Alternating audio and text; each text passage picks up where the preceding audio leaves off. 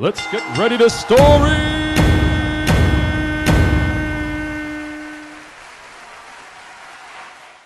I once got angry. Once. I'm not a very angry man. I was hosting a little party called the Punk Rock Holocaust After Party at an art gallery that I ran called Test Pattern, which is a couple of blocks from here.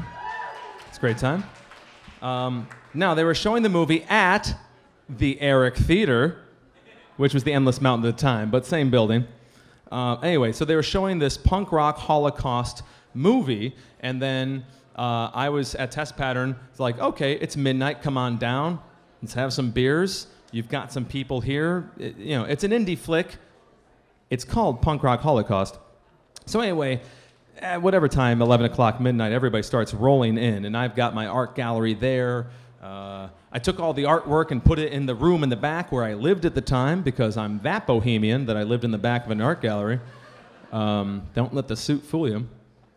And so everybody's coming in. It's a mix of everybody. Sure, you got your punk kids, but you got my friends too, and you got everybody, and everybody's great. Everybody's having a good time. It's also being sponsored by a little publication out of Philadelphia called Modern Drunkard. And Modern Drunkard's in the building. So I'm hosting an after party for Punk Rock Holocaust sponsored by Modern Drunkard. I expect a level of mess. And I'm cool with that. I don't care.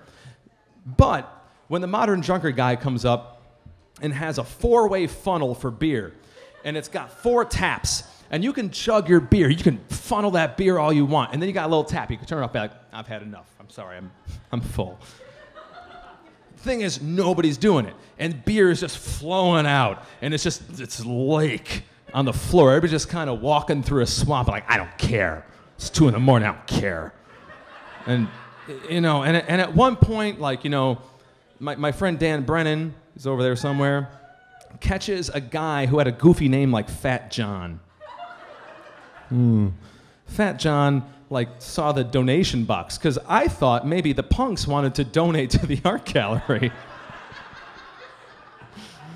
I was young.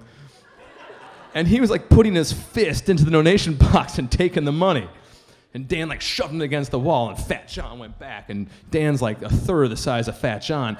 But I start laughing because they're both wearing the same exact t-shirt. They're both wearing Misfits t-shirts. It's like a baby and a much fatter baby having a fight. Dan, you're not a baby, I'm just saying. Anyway, downstairs, there's bands playing and people are rocking out, and I'd say there's like a circle going, but it's really just like 3 guys. Just like everybody's like standing back, and it's 3 guys doing this. And it's getting so out of control with these 3 guys that my now wife had to actually like cold cock somebody, and she and her friend actually clotheslined another guy. Punk Rock Holocaust, sponsored by Modern Drunkard. And again, at this point, I'm like, this is what happens when you have Punk Rock Holocaust, Modern Drunkard. This is what happens. It's cool. Now it's like 3 in the morning, 3:30.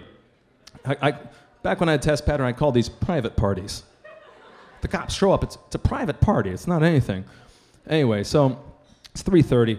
It's Adams Avenue. It's Scranton. It's a mess. The beer's everywhere. People have got black eyes. They're just yelling for no reason.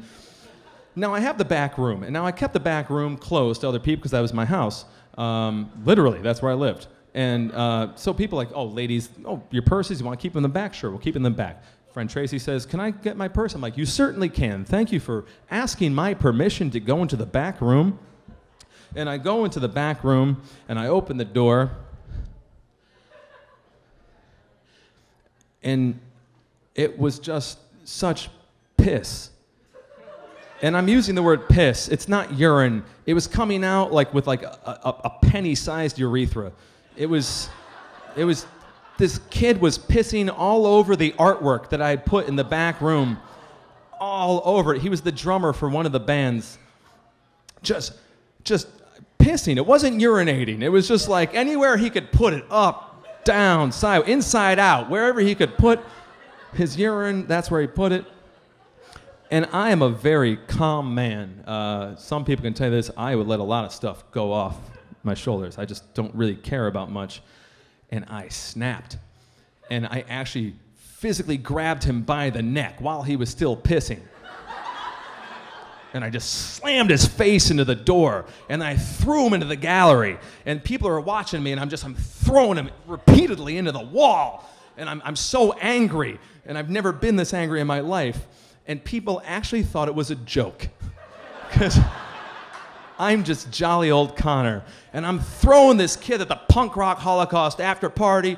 I'm grabbing him by the neck, and I throw him in. And here's the thing: my good friend Blake, who ran this whole thing, he's such a great guy, was mortified because he's a really nice guy, and this has just ruined his night that this happened at my place.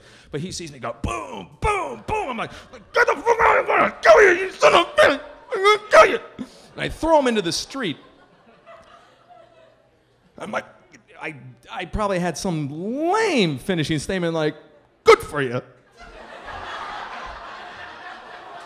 And I come back inside because I did look at him, and his eyes were cocked up on his head, or his glass, yeah, his eyes. His glasses were cocked up on his head, and he was just so like, he was so obviously on 8 million drugs and drunk and whatever else. I'm like, oh, you're a lost cause. Just get out of here. Again, my calm side came through. I come back inside. Blake was not happy with this resolution. He went outside and someone, pat! Broke his glasses in half. However, the cops were at the end of the street. They pulled somebody over, and the last thing we want is busted glasses McGinty going up and saying, oh, somebody bumped me in the foot. Where was this happening, sir? Down there at that illegal art gallery. So we decide, let's bring him back in. So we bring him back in, we put him on the stage. And I say, you son of a bitch. I swear to God, if I ever see you on my goddamn motherfucking street, I'm gonna fucking kill you. I'm gonna stay off my block. And he never came on that block again.